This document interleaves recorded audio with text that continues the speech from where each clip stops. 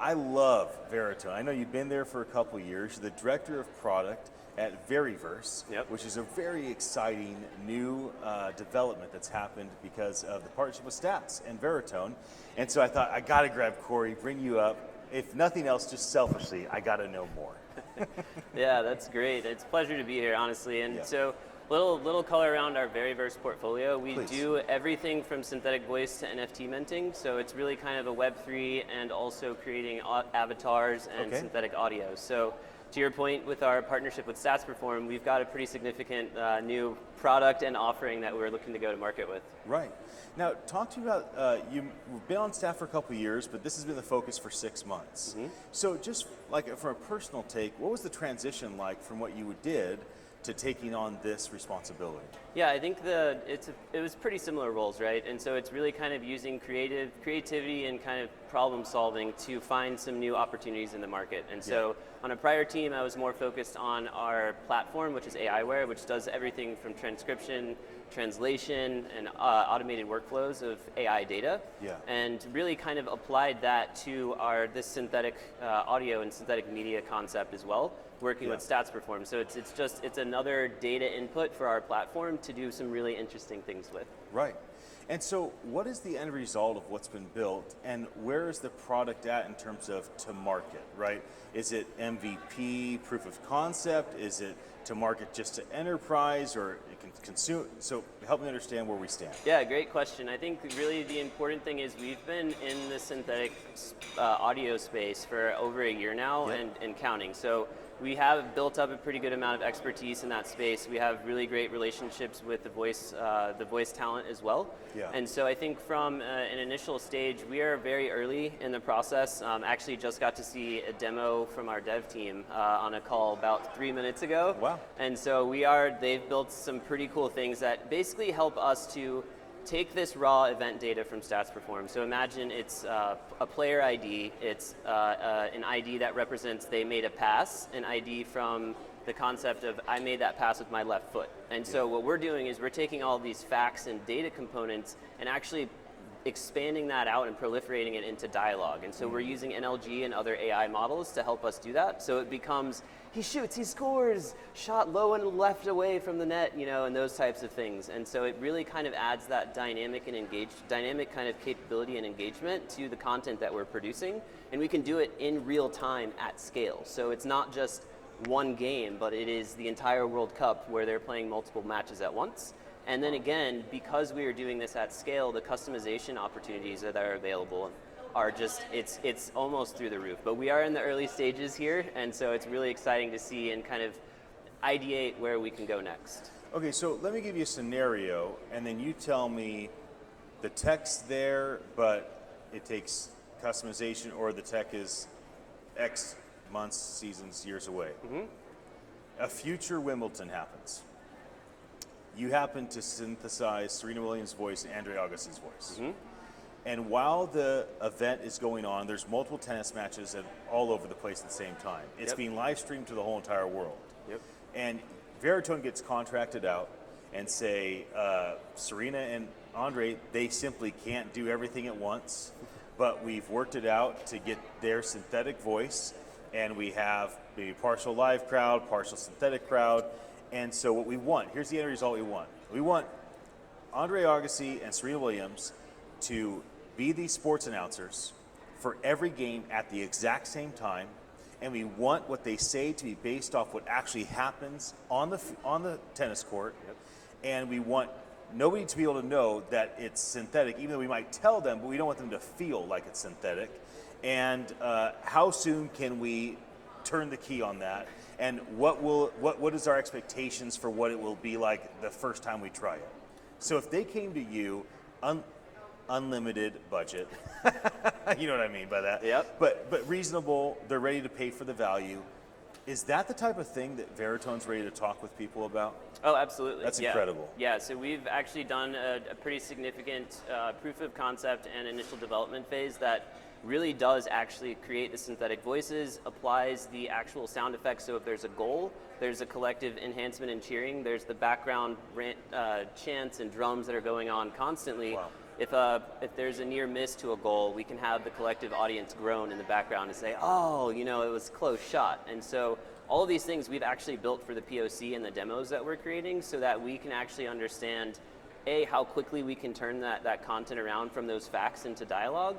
And as you heard in Sean's presentation, Sean and Steve Zeller's presentation in their Fireside chat, we're actually going to be a little bit faster than broadcast TV. So it gives you the ability to actually apply more effects and more things that you couldn't even consider doing with a human broadcast, right? Because even in the human broadcast, you have Stats Perform in the background actually providing that color. Oh, that was Tom Brady's 50th touchdown, or right.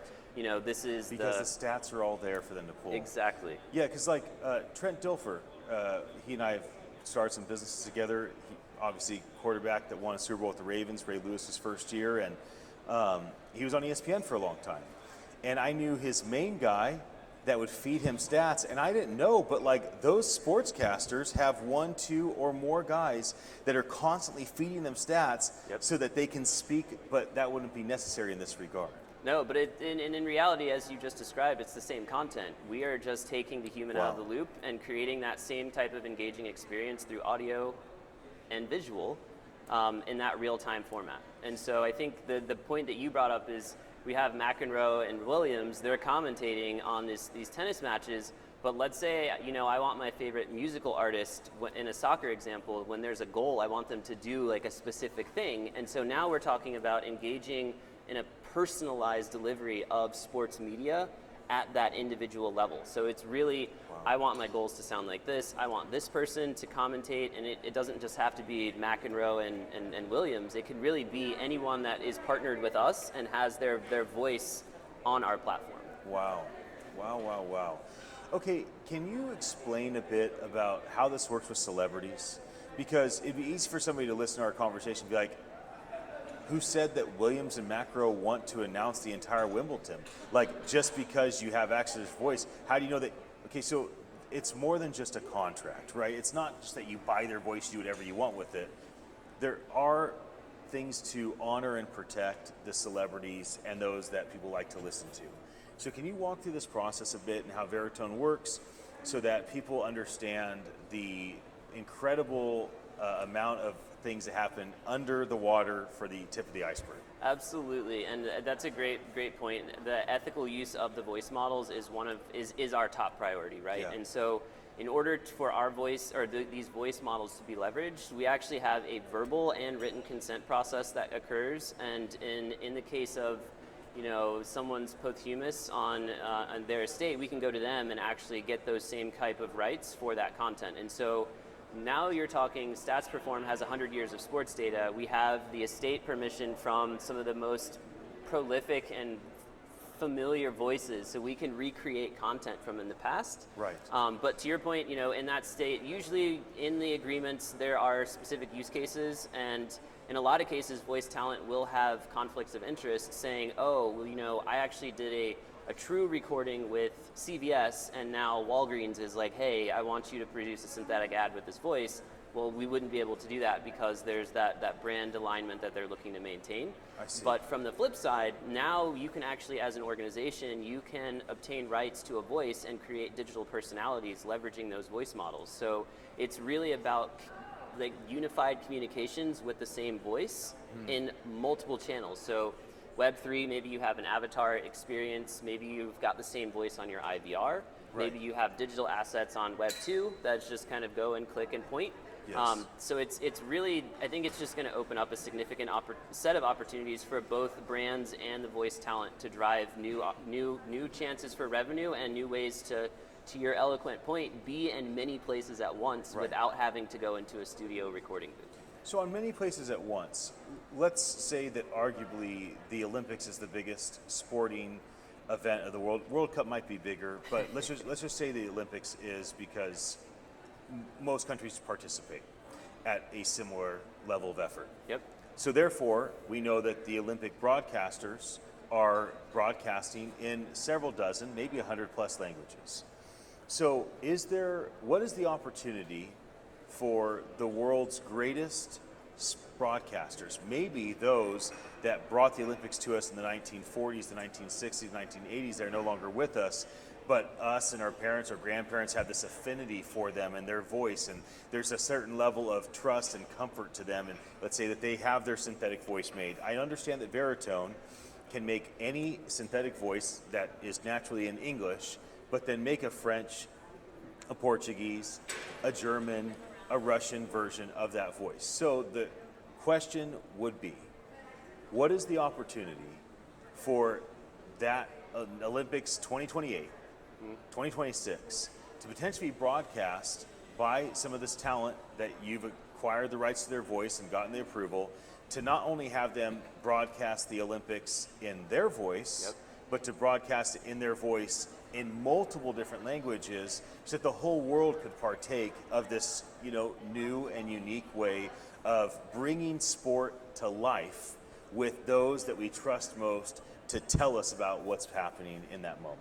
Absolutely. So great point. I think localization is also one of our key priorities with this. It's making content more accessible, to your point, in multitude of languages so that people can immediately pick that up and run with it. And so I think from that perspective, to your point as well, we have very solid capabilities in order to actually drive that custom voice model in a multitude of different languages. Yeah. And then you can actually, in some cases with our speech-to-speech technology, what you can do is actually hire a voice actor. So for example, maybe Serena wouldn't actually be available for some content, but we have someone who can speak similar to her with similar intonations, and it comes out with that same human quality that drives her voice is done by an actor. And so I think, to your point, we are doing this with our podcasts as well. We've got a significant podcast portfolio, and Sean made a great point a couple of weeks ago. Something about just adding in another language increases your viewership or some opportunities by about 16%. So Crazy.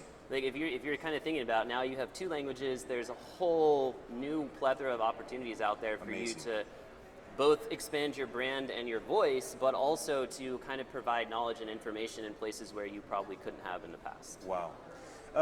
On that, this doesn't tie to what you're working on directly, but I just want to give a little more flavor for those that might listen to what we are talking about.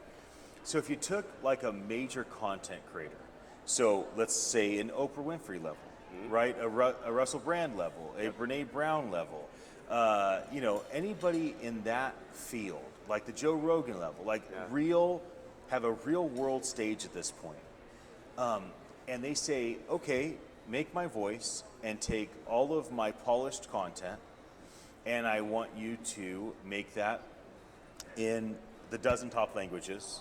So what would the process be for their agent, their representation, to start that conversation with Veritone? And because I think some folks are going to be interested in what your answer is in that regard. Absolutely, yeah, and we have clientele they're probably friends with the people that you listed. So, right. And so I think they're very excited about that. And for us, it's really just starts with a conversation, kind of trying to understand where that person would feel the need would be, and kind of where they see the opportunity. And so it could be we're working with some folks that are potentially looking to do church broadcasts over in multiple languages with a certain personality, right? That's going to drive that level of engagement.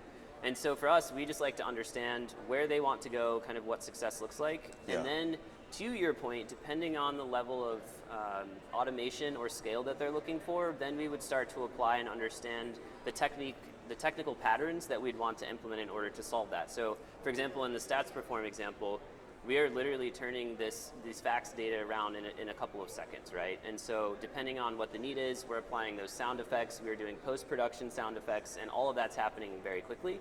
Some people may not care to do real time. They may, record the sermon, for example, turn that around and, batch process that over a week, right? And so it's really, how can we best fit the need to help deliver what that experience that person's actually looking to have? Yeah, it's wild to think about. Like, if you think of Billy Graham, like, how many countries might he have traveled to? How many cultures might he have spoken to with a translator?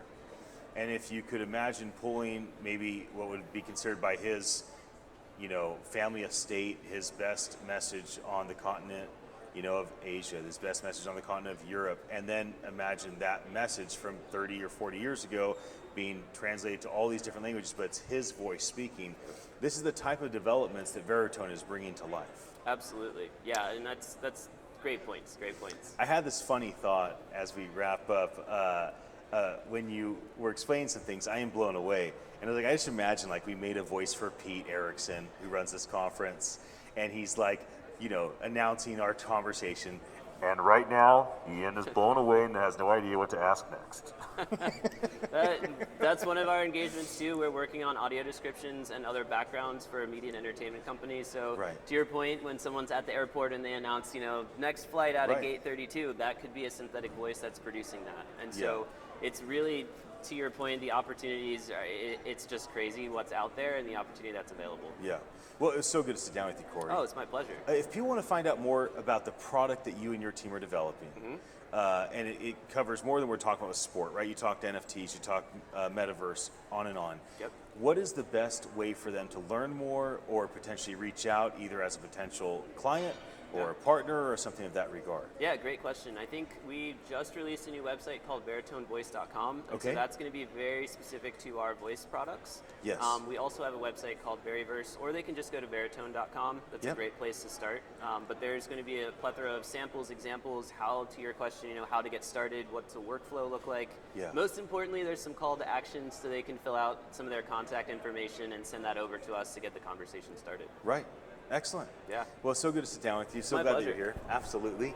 Anybody that watched that conversation, that was pretty rad, right? Congratulations for being able to hear all these new updates that Veritone's brought to market. If you don't know me, my name's Ian Utile. I am the CEO at attn.live, and it's fun to bring you these fireside chats from Voice 22 here in Washinton, D.C. I might be done. I think I've done a couple dozen, so I might not have any more for you. But until next, there's one more. Never mind. I'm back with one soon. And until then, have a happy day.